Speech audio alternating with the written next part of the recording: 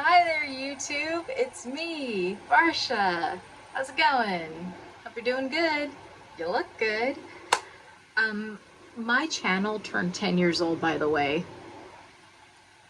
It technically turned 10 years old yesterday, but I just found out today, and I'm still trying to process that information. By the way, I hope the fan isn't too loud. It's just unbearably warm in my room right now, especially because the sun is right here.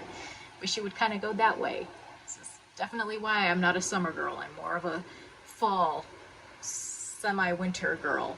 Just, yeah, I would close the blinds, but then you would lose all this great lighting. So it's kind of a lose-lose situation here. So just a brief history of my channel. I started it in 2013, basically just making daily vlogs. Nothing too exciting, just me showing my life, showing daily mishaps, laughing about it, and carrying on. And then in 2017, there was a certain film from the 80s that was going to be celebrating its 30th anniversary. And they were going to do something about it at the location it was filmed. And that location is a place that I loved because I would go there a lot as a kid. And you've probably already guessed, it was the Lost Boys. They filmed it in Santa Cruz, and I was always going to Santa Cruz as a kid. But before that, just gotta give you a little bit more of a story time. My boyfriend and I had just started dating, and we were gonna have like a horror movie marathon night. So he was going through his DVDs, and he was like, do you want to watch this? Do you want to watch this? Then he pulls out the DVD for The Lost Boys. He's like, do you want to watch The Lost Boys? And I was like, is that movie that was filmed in Santa Cruz? The one with the vampires? And he was like, yeah. And I was like, wow, I remember watching that in high school, and I don't think I've seen it since high school. I think when I watched it, it was on MTV or VH1, something like that. And I was like, yeah, let's watch it. So we watched it. And we were finding similarities between the characters of Michael and Star with us. And I was like, huh, that's funny. That's kind of like you. And then he would point at something Star does. And he was like, hey, that's kind of like you. And I was like, yeah. And then I was telling him, you know, it's been quite a while since I've been to Santa Cruz. It's probably been like a good 10, 15 years. And he was like, well, Santa Cruz isn't too far from my house. The boardwalk isn't that far. Like, do you want to go? And I was like, sure. So that weekend, we got ready and we went to the boardwalk, and it just felt so nostalgic in a way. I just felt like a kid again, and I was super excited. And then I was like, oh my god, this is where that scene from The Lost Boys was filmed. This is where that scene was filmed. Like, this is where Star comes running out. And then I was like, what if we made a video about this? And he goes, yeah, if you want to do that, like, let's go for it. So for the 30th anniversary, which was coming up, we did kind of like this Lost Boys locations video that was just kind of done on the fly. There was no script done or like made for it. I was just kind of finding places in Santa Cruz where it was filmed. And then we went to the comic book store, and the owner, Joe Ferreira, he was in there, and he goes, we have the original prop from the movie, the comic book, and he showed it to us, and we have the video footage of that. And it was super cool. Like, he told us a lot of like fun behind the scenes facts, and he was like, you know, I have never done this for anybody else except for you guys.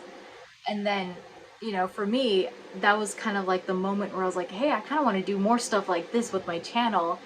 And then somehow, instead of it being like a locations of horror films or just film locations, vlogs types of videos, it became very specific to the Lost Boys. I had made my first Star outfit, and I was like, I want to do some scenes as Star that we didn't get to see in the film. Like, I want to show her turning into a vampire. I want to show her dealing with the loss of the rest of the Lost Boys. Like, I want to show her more because we barely get to see her in the film. And I just did it for fun, not knowing it was going to end me up on the wrong side of the internet. I started getting a lot of negative comments, a lot of just things that you wouldn't say to somebody in their face. There were a lot of positive comments, and there were a lot of like constructive criticism comments that I was, you know, taking into just like, yeah, maybe I'll do this differently with my videos. But then there was like, oh, Star isn't brown, Star isn't this fat girl, like, you know, just Like, what? Like, why would you say stuff like that? So I was just wondering, like, what the heck happened? And then those mean comments started branching out to my daily vlogs with my family members and my friends, stuff that was just meant to be there for fun. I mean, the whole channel is here for fun, but yeah, it started stemming into all that, and I was like, okay, we're gonna shut this down right now because I cannot be dealing with this. And I guess it's to be expected because when you put something out there, you're gonna hear stuff, but I don't know. It's just they decided they wanted to dislike me for the Star cosplay, and then they decided to spread rumors about me on Facebook, which I'm not on Facebook anymore. I used to be, and I was a part of those Lost Boys fan Facebook groups, and there was just anything that you could say negatively about a person liking that film, that was in that group. And I just couldn't handle it anymore. And I was like, you know what? I gotta leave. And then I deleted Facebook because Facebook is just.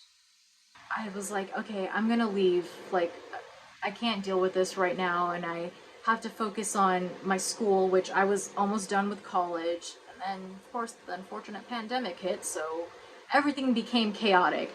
And after the pandemic hit, I would assume that people would become decent human beings and maybe just, not be so malicious towards each other. But the pandemic just opened my eyes to see that people will be that mean if they want to be that mean. And somehow there were still comments and videos of me going around, people saying all this malicious stuff. And I wasn't a part of Facebook anymore. I wasn't dealing with all that anymore. I had taken it out of my, brain. I was like, okay, we're not dealing with that. Just don't worry about it. And I felt like, okay, we're going somewhere. We're not going to talk about the Lost Boys anymore. We're dealing with other stuff in life. Someone who was in the group for that Facebook group or whatever, they sent me a bunch of screenshots saying, look at what these people are saying about you.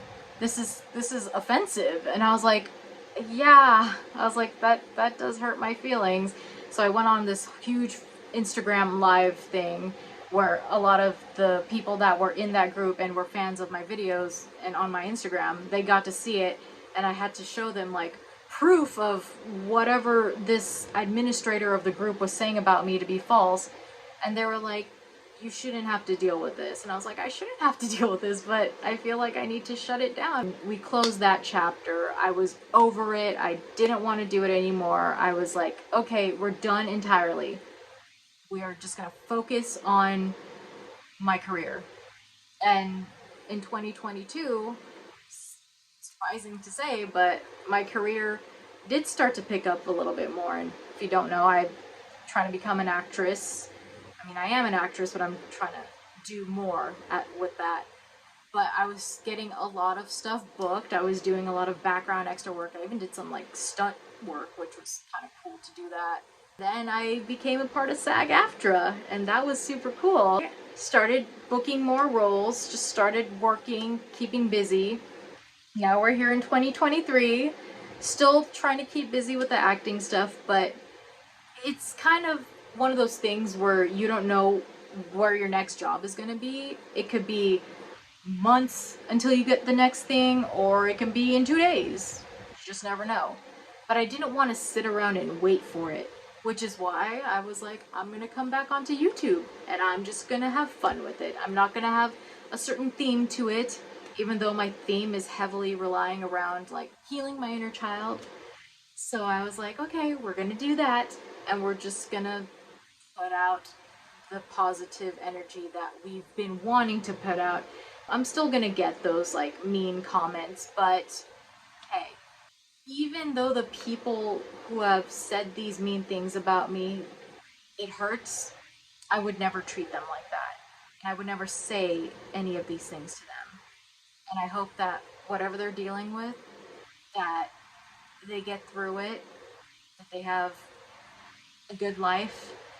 But that is not my responsibility.